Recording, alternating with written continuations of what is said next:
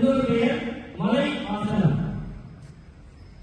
கை straight ஆக்கிங்கம்மா. அப்படியே மேலே தூக்குங்க. அப்படியே காலை ஹில்ஸ் மட்டும் அப்படியே லைட்டாக தூக்குங்க.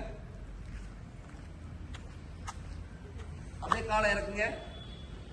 கையை அப்படியே ஃப்ரண்ட் கொண்டு வாங்க. கையை அப்படியே ரிலீஸ் பண்ணுங்க. ஓகே. அடுத்த ஆசனம் திரிகோணாசனம். திரிகோணாசனமா? காலை கொஞ்சம் வைடா வச்சுங்க. இது தமிழ்ல முக்கோண ஆசனம் அப்படின்னு சொல்லுவாங்க. ரைட் லெக் ரைட் சைடு திருப்பிங்க. கையை சைடு நீட்டிங்க. அப்படியே குனிங்க பாப்போம். குனிஞ்சு மேல பாருங்க. கால் மடங்க கூடாது. கை மேல பாருங்க. அப்படியே இருங்க.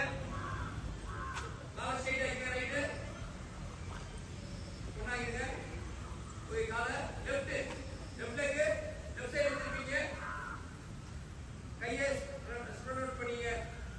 அப்படியே லெஃப்ட் சைடுல சாய் பாப்போம். மேல வாங்க. அப்படியே இருங்க. அப்படியே காலை ஒண்ணா சேர்த்துருங்க. எப்ப நீங்க போதும் கால் ஒரு அடி கேப்ல நின்னுங்க. மூன்றாவது ஆசனம் பாத அஸ்தாசனம். பாத அஸ்தாசனம். அப்படியே கையை மேல தூக்கி போங்க. அப்படியே கீழே குனிஞ்சு தரை தோறல ட்ரை பண்ணுங்க. முடிஞ்சா செய்யுங்க, முடியல பரவாயில்ல. அப்படியே இருங்க.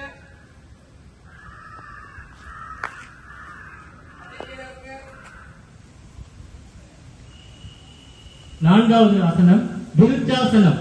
மரம் போல் போஸ் அல்லது மரத்தின் நிலை என்று தமிழில் அழைக்கப்படுகிறது.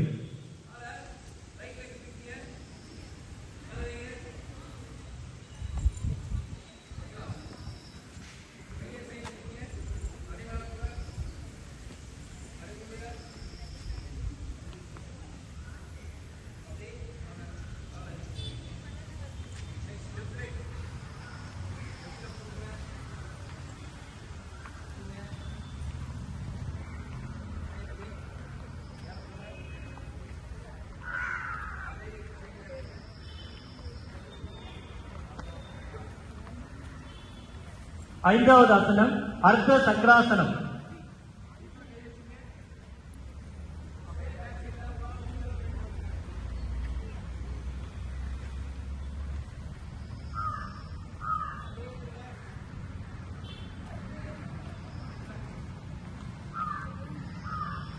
ஆறாவது ஆசனம் புஜகாசனம்.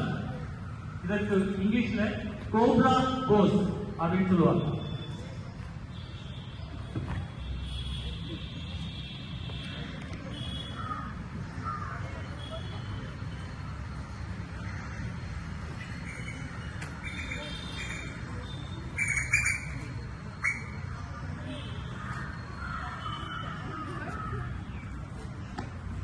ஏழாவது ஆசனம் பஸ்திமோத்தாசனம்.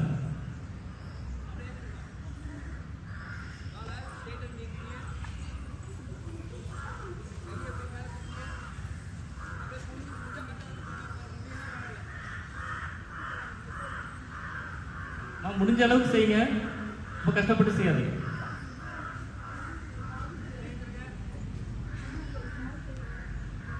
எட்டாவது ஆசனம் பத்மாசனம். இதற்கு தமிழில் தாமரை போஸ் என்றும் அழைக்கப்படுகிறது.